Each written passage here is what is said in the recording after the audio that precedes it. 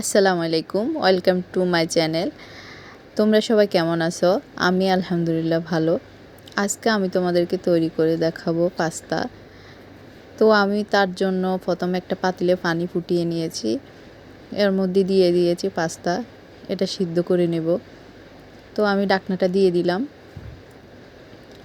আসলে আমি সবসময় যেভাবে তৈরি করি ওইটাই তোমাদেরকে দেখাবো, আমার কাছে এটাই সহজ মনে হয়।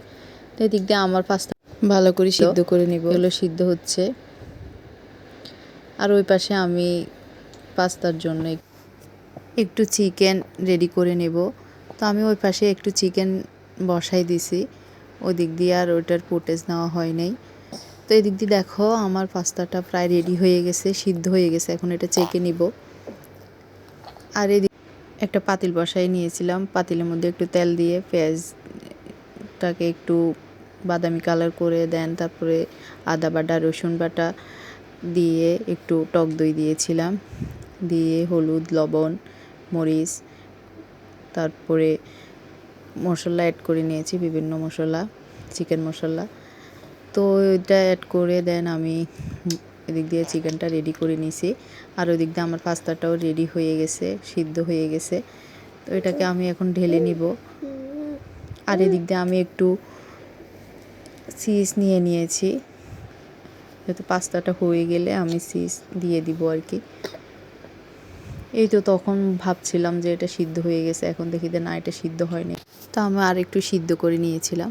তো এখানে এখন আমি একটা জাঞ্জুরের মধ্যে পাস্তাগুলো ছেঁকে নিচ্ছি, আর এখানে একটা আমি কড়িয়ে বসাই নিয়েছি। এখন আমি একটু তেল দিয়ে দিয়েছি, এটার মধ্যে তেল গরম হয়ে গেছে। এখন আমি একটু ক্যাপসিকাম দিয়ে দিয়েছি আর কি। ক্যাপসিকাম দিয়ে এটাকে ভালো করে নেড়ে নিব আর কি। এটা হয়ে আসলে তারপর আমি গোস্তটা অ্যাড করে দিব এটার সাথে। এই তো আমি আমার চিকেনটা অ্যাড করে নিছি,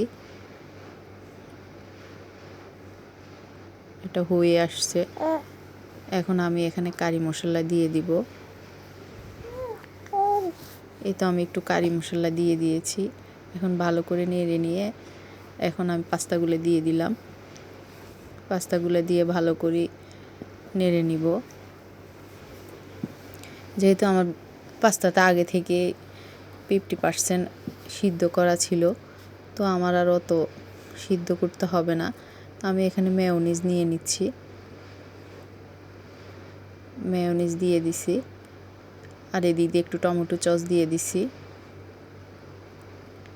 ভালো করে নেড়ে নিব এখন। এই তো আমার এটা প্রায় হয়ে আসছে।